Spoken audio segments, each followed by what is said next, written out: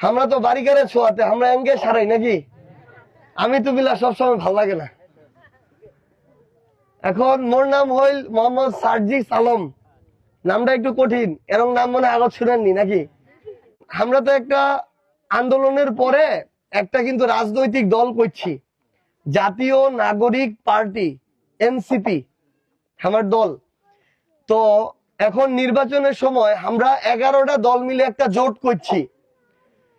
জামাত ইসলাম আছে না, দাঁড়িপাল্লা, জামাত ইসলাম, তারপরে আমার এনসিপি, তারপরে ওই যে চরমনাই পীর সাহেবের দল আছে ইসলামী আন্দোলন বাংলাদেশ, ওইটা, তারপরে আমার যে শফিউল আলম প্রধান ছিল পঞ্চগড়ের, হ্যাঁ জাটপা, এইরকম 11টা দল মিলে আমরা একটা জোট করছি। এই 11টা দলের পক্ষ থেকে এই পঞ্চগড় 1 আসনত মুখ প্রার্থী হিসাবে দিছে আলহামদুলিল্লাহ। তো এখন 11টা দল মিলে যখন দিছে, আমার কিন্তু এই পঞ্চগড় 1 আসনত একটাই মার্কা রইবে, এটা হল শাপলা কলি।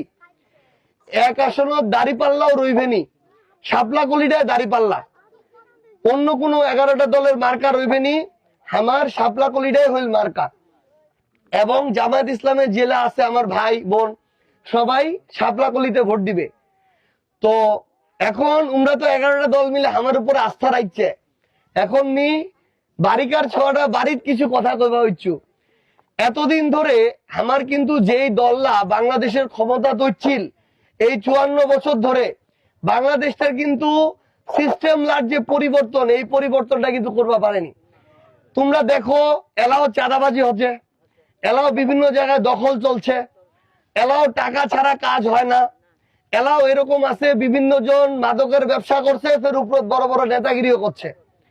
এবং এইরকম অনেক লোকজন আছে যেই লোকজন জনগণের একটা সুবিধা সরকারের পক্ষ থেকে মনে করো হচ্ছে একটা টিউবওয়েল, মনে করো একটা হচ্ছে ঘর, ওইটার টানেও একটা নেতা লাখ টাকা দিবা লাগছে তারপরে ঘরটা পাশে।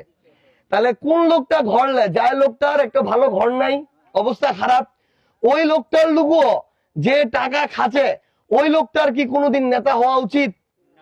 যে লোকের পেটত একটা অসহায় লোকের টাকা যায় ও তো কোনোদিন নেতা হওয়া পারে না।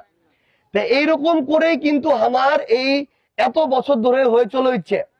তো এবার ইনশাআল্লাহ আল্লাহর রহমতে আমার মতো তরুণলার উপরে আস্থা রাখে এনে দল্লা মুখ এই জায়গাতে এটা দিছে 11টা দল।